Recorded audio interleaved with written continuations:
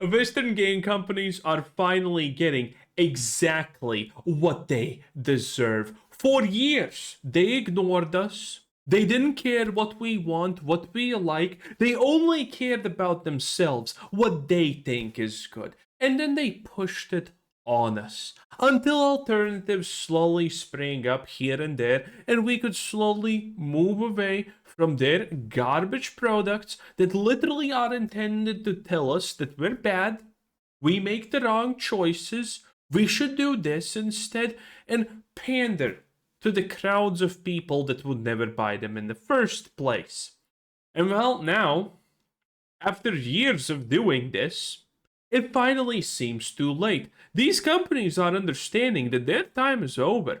These new statistics, this new information is absolutely diabolical. And if you're a Western gamer, you should be extremely happy because all of this favors us tremendously.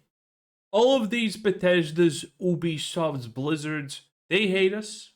They don't appreciate us. They want our money and they want to give nothing back for it.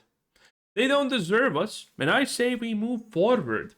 This information is absolutely insane, and honestly, considering everything that we can just see just from SteamDB, by the way, kind of proves that this is right. A new survey shows that 44% of video game developers are thinking about leaving the industry.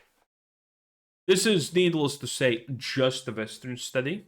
Okay, America and Europe, maybe small parts and pockets of Asia, maybe some Tencent companies that are actively participating in Europe or America. Maybe that's included, but they are the ones that are probably saying no. Because all of these companies are finding tremendous success, needless to say.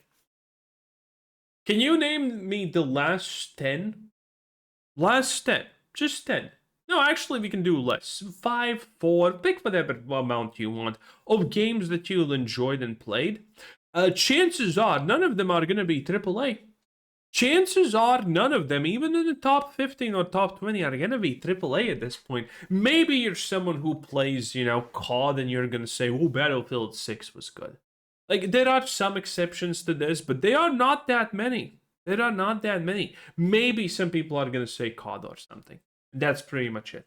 Everyone else is going to be saying Baldur's Gate 3, Clair Obscure, Palworld, all of these absolutely amazing things. No one's going to be saying Assassin's Creed Shadows, Ubisoft is the best.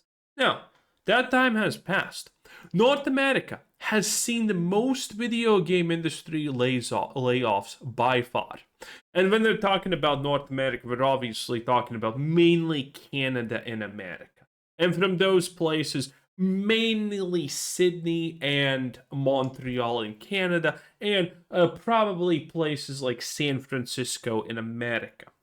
Yes, it is so well known that these plays are pretty much hellholes for the games industry and for creating garbage that even as a American or Canadian in this case, I guess, everyone knows the answer here.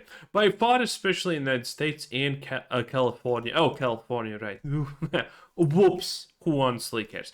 Roughly 61% of all layoffs since the big wave began in 2022 has been in North America. Yes, because you overhired in a time when it made no sense to do so because you thought that this is gonna last forever.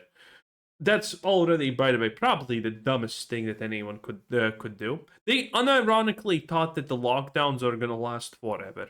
So they overhired extremely. California alone accounts for 50% of global layoffs. Not enough? Not enough. I want more. Okay, when we're talking about California, I just want to hear layoffs, okay? In the earlier years, and still makes up 27% of 2026 cuts so far. A lot of companies are cutting people. A lot of these companies are obviously doing it to replace them with AI, which is fucking stupid. Everyone knows that. It's a horrible decision that's gonna well, bite them in the ass yet again. But I mean, these companies just constantly make horrible decision, horrible decision. Guess what? Horrible, horrible, horrible decision. It's like they don't honestly know how to do anything else and then that. And we're here sitting on the sidelines and being like, why are you making all of the obviously worse decisions that you can make? Are you trying to be stupid? Are you pretending? No, they're not. They're actually that bad. In any case, I mean, literally the massive wave of the fact that every single company that makes video games wanted to make a live service game. It's still technically going on, by the way. Now it's kind of subsided a little bit, but I mean, this is the most recent big thing in gaming, the live service game push, where everything was supposed to be a live service in some way, shape, or form. In 2026 to date, 55% of layoffs have hit North America compared just 24% in Europe. Yeah, Europe's doing a little bit better with this, but you know, there are differences, obviously. Europe did not overhire that much. So in reality, I would actually say that these numbers are probably more closely aligned to each other, because it's not that America is just, leading the way in super wokeness in gaming. Europe's also doing that crap. Unavoidable, sadly. But Europe did not overhire in the pandemic. America, though, did. And now a lot of these layoffs are people who never should have had the job to begin with. The GCD 2026 State of Games Industry Survey backs this up. 33% of US developers reportedly being laid off in the past 2 years, higher than the global average of 28%. 76% of UK devs are now considering leaving the games industry. Now, if that's not the best thing out of this, I don't know what is. The reality is, a huge amount of these companies don't see a future. I mean, Ubisoft, I don't think these are obviously just randomly picked pictures by Pirate Nation. Very good post, by the way. Highguard was a disaster, but Highguard doesn't really count for this conversation that much because this is not an old company. The honest truth is that this mostly applies just to old companies that have been in the games industry for 10 plus years at this point, some 20. I mean, this is literally a conversation specifically about things like Blizzard, Ubisoft, Bethesda, BioWare, and, so on and so on. Capcom, you can throw them in there if you want. It's mostly a conversation about these sort of companies. Because let's be real. Do you think Ubisoft sees a way forward? No. Do you think Bungie sees a way forward? Absolutely no. We haven't talked about Marathon in forever, but I mean, today is everyone's favorite day called Sunday, and well, after this, Marathon is gonna go below 20k most likely, or literally teeter at 20.5k. Who knows? But then if that happens, it's gonna on Tuesday go below 20k. Marathon had a huge update. I don't know how this happened because the update wasn't that huge. But it saved itself from going under 20k, which I predicted is gonna happen this week. But they did probably, maybe they have saved themselves with this update that happened on this week's Tuesday.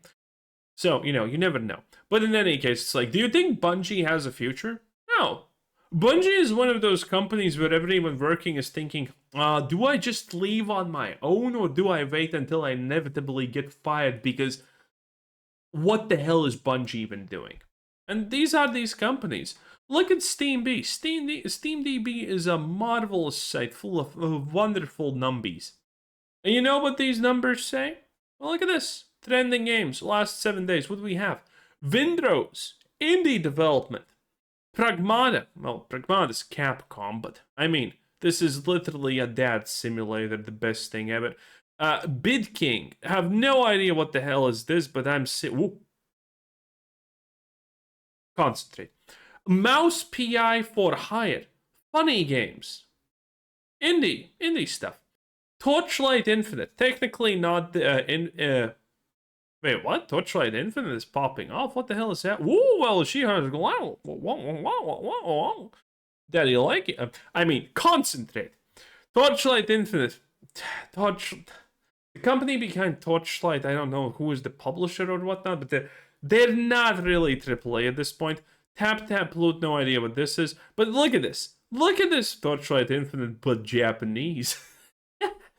Dome Keeper is popping off. This thing has been released in 2022. Yeah, this thing's old. There's so many games, and look at them. Do you know what all of them have in common? Marathon Lamau. Do you know what all of them have in common? They're not AAA. The AAA games you mostly find here. Well, this is Valve. I don't know if Valve can actually be considered a AAA publisher theoretically, but look at this. Look at this. Currently the most played games overall. Slay the Spire. Well, I guess Apex Legends is Electronic Arts, but Apex Legends is also along... Oh, wait, is this not dying? Whatever. Bongo Cat by the developer of Bending of Isaac. Wait, no. Bongo Cat is the wrong cat. Whatever. Delta Force, again, none of these things are AAA.